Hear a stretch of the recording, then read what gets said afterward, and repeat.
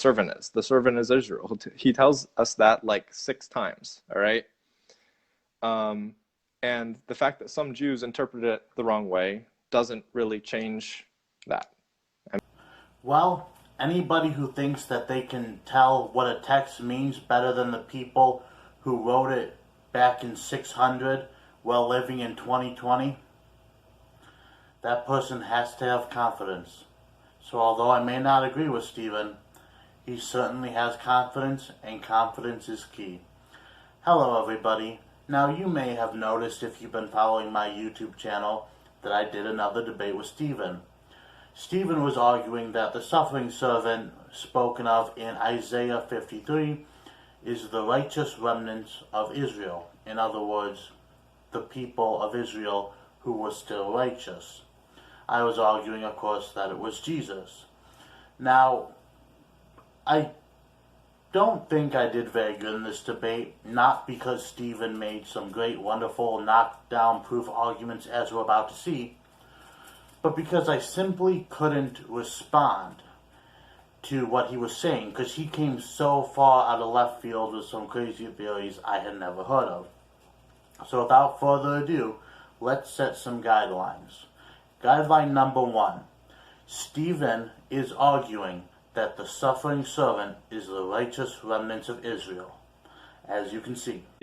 Jacob from Israel, that can easily be explained as differentiating from the entire nation of Israel versus differentiating from the righteous remnant, which is what my argument is. All right. The second rule we are going to have to lay down. Stephen believes that Isaiah 53 is being spoken by the kings as, well, take a look. Isaiah 52:15 says the kings of the world will be shocked by the servant. And the first verse of chapter 53 expresses shock by the servant. Therefore, the speaker of chapter 53 represents the kings of the world. Now I have asked Stephen 3 times now for a source to back this up, because to me Isaiah 53 is actually expressing condemnation and anger with God speaking. However, third time's the charm, so Stephen, if you're watching this, I'd like a citation for that. However, let's grant for the meantime Isaiah 53 is in fact speaking as if it's the kings of the world speaking, expressing their shock. I simply would like to read Isaiah 53, and because I spotted, in the words of one of my favorite Disney characters, several big mistakes. Let's go. Isaiah 53, the New Revised Standard Edition. You know, I know what you like, Stephen. Who has believed what we have heard, and to whom has the arm of the Lord been revealed? For he grew up like a young plant, and like a root out of dry ground. He had no form of majesty that we should look upon him, nothing in his appearance that we should desire him. Okay, good so far. He was despised and rejected by others, a man of suffering, and acquainted with infirmity, and of one from whose others hide their face. He was despised, and we held of him no account. Surely he has borne our infirmities, and carried our diseases, yet we accounted him stricken down by God and afflicted. And right now is where we're going to run into our first big problem. According to Stephen, this is the kings of the world talking. So, why did the kings of the world think that God struck down the righteous remnants of Israel? There's no logical way to truly sort this out that I can find. The Babylonians would think their gods did it, the Assyrians would think their gods did it, and it makes no sense if you conquer another people, the ones that are still loyal to the God that they worship, you think that, what, that their gods backstabbed them to you? I don't really find this believable or acceptable excuse. So Stephen, I'd like for you to tell me why, if Isaiah 53 is the kings talking, why they thought God had struck down the righteous remnants. But we continue. For he was wounded for our transgressions, crushed for our iniquities. Upon him was the punishment that made us whole, and by his bruises we are healed. Okay. All we like sheep have gone astray. We have all turned our own way, and the Lord has laid on him the iniquity of us all. For he was oppressed, and he was afflicted, yet he did not open his mouth. Like a lamb, this is led to the slaughter, and like a sheep that before its shears are silent, so he did not open his mouth.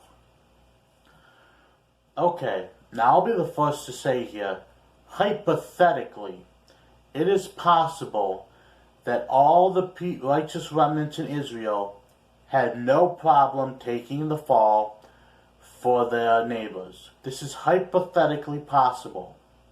However, I'd like to ask one person watching, if you stayed loyal to God, and then you found out that God was going to have you suffer, and because your neighbors did some messed up things, you are going to suffer, would you be quiet about that? Oh no, I would have some very strong words for my neighbor. Now, again, this is hypothetical. I can't prove what the righteous remnants did, although pretty sure I can find maybe something in the Bible about them complaining, maybe fearing for their lives and asking God for a great prophecy to send them hope. But instead, according to Stephen, that's not what he does. He gives them a prophecy about how, hey, you're screwed for the sake of your neighbor. And they all just sat there and they took that like good little boys and girls. Unless, of course, Stephen's wrong. But what are the odds of that? By perversion of justice he was taken away, for who can imagine his future? For he was cut off from the land of the living, stricken for the transgressions of my people. Now, here's where we come to our third problem I have with this. What does cut off from the land of the living mean? Well, if you watch Stephen and our debate, this is what. You said that Israel was never cut off from the land of the living. Okay, that's a good argument. Let me respond to that. Cut off from the land of the living does not refer to death, actually. It might sound like it's referring to death, but actually, the entire chapter of Ezekiel 37, look at Ezekiel 37, it frequently refers to being cut off from the land of the living. It uses that phrase to refer to Israel's captivity, okay? So the captivity period where the Israelites were sent to Babylon and Assyria, that's referred to as being cut off from the land of the living in Ezekiel 37, okay? It's used multiple times. Look it up. And look it up I did, and I'm glad I did. Because he is flat out wrong. Nowhere in the entire Bible, and yes, Stephen, again, I used your darling NRSV translation, nowhere in the entire Bible does the phrase cut off from the land of the living appear. I went really far and really long into this. I tried everything to find out what Stephen was talking about. I even looked at different translations. I read commentaries. I looked it up in biblical dictionaries what the phrase could mean. I cried in the corner of my room for 2 hours. What did that accomplish? I don't know. But you know what it didn't accomplish? Me finding anywhere else in the Bible, in his darling NRSV translation, that the phrase cut off from the land of the living appears ever again. Now, I began to wonder, this is, Stephen kind of brushes over this and he doesn't really provide a source. I wonder where he could have possibly gotten an idea. Now, of course, I've been conversating with Stephen through Facebook, and he seems to like Jews for Jesus. Cut Jews for Judaism. I wonder if it's possible that maybe, just maybe, he got it from there. Well, Look at that. I guess now we know where Stephen does his shopping for his arguments. Let's hear what Jews for Judaism has to say, because I know it's what he'll be citing if I don't address it now. Lost in an apparently hopeless exile, the Jewish people claim, quote, "We are clean cut off." Ezekiel 37:11. In reply, God promises, "And I will put my spirit in you, and you shall live, and I will place you in your own land." Ezekiel 37:14. It is now clear that Isaiah's phrase, "for he was cut off out of the land of the living," refers to the deadly condition of exile. Stephen, how can you allow this? They're not using the right translation. The NRSV translation doesn't say anything about them being cut out off. It just says they're cut out. This is clearly a perversion of the text, and why you are right. We should not go with the translation that Jews for Judaism uses. Honestly, it's pretty obvious they went with that translation to try to make that argument work. But you know what? Word association is such a strong and powerful argument. How could I possibly hope to go against that? What's this? Book of Jeremiah, chapter 11, verse 19. But I was led like a gentle lamb led to the slaughter, and I did not know it was against me, that they devised schemes, saying, "Let us destroy the tree with its fruit.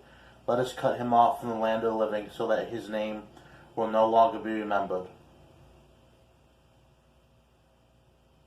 Oh my God. Stephen, led like a lamb to the slaughter, let us destroy this tree with its fruit, cut him off from the land of the living? Stephen, this would explain why the suffering servant was said to grow up like a sap. All the tree references?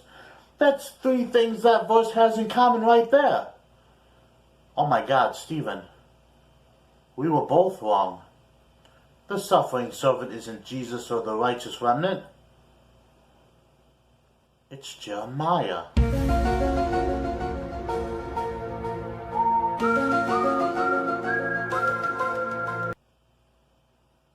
What? What do you mean that I can't just start appealing to random verses and drawing similarities because they all have the same type of words, even though they clearly have nothing in common with the context? Jews for Judaism gets to do it, and Stephen loves them. I don't have any fun anymore. Oh well, carrying on. They made his grave with the wicked, and his tomb with the rich, although he had done no violence, and there was no deceit in his mouth. Yet it was the will of the Lord to crush him with pain. When you make his life an offering for sin, he shall see his offspring, and shall prolong his days. Through him the will of the Lord shall prosper. Now I want to know very much what Stephen thinks about that. Because if he's saying, as he says here, given a grave among the rich. Okay, Israel was taken into captivity where they were enslaved by the rich Babylonians and Assyrians, and some of them died in captivity, and so there you go. I mean, it's not that hard. Okay, so what does the Lord prolonging his days here mean, Stephen? Because clearly you were saying that that was a literal grave, and the suffering servant, the righteous remnants, were literally dead. So what does that mean, Stephen? And let me continue on. Out of his anguish he shall see light. Dead people don't tend to see much. He shall find satisfaction through his knowledge. Not if the worms eat their brains first. The righteous one, my servant, shall make many righteous, and he shall bear their iniquities. Therefore I will allot him a portion with the great, and he shall divide the spoil with the strong, because he poured out himself to death, and was numbered with the transgressors. Yet he bore the sins of many, and many intercessions for the transgressors. It's very obvious what this is saying. It's very obvious who it's saying it's about. But Stephen, you're saying it's about the righteous remnants? The suffering servant having his days prolonged? It means you believe in the resurrection. the wrong resurrection, but Stephen, it's progress. It seems like just yesterday you and me were debating about the resurrection of Jesus. Oh, come here, Stephen. Come here. Oh, we love you, Stephen. Oh, I love you so much. Oh, you're making good progress. Look what I've done for my boy.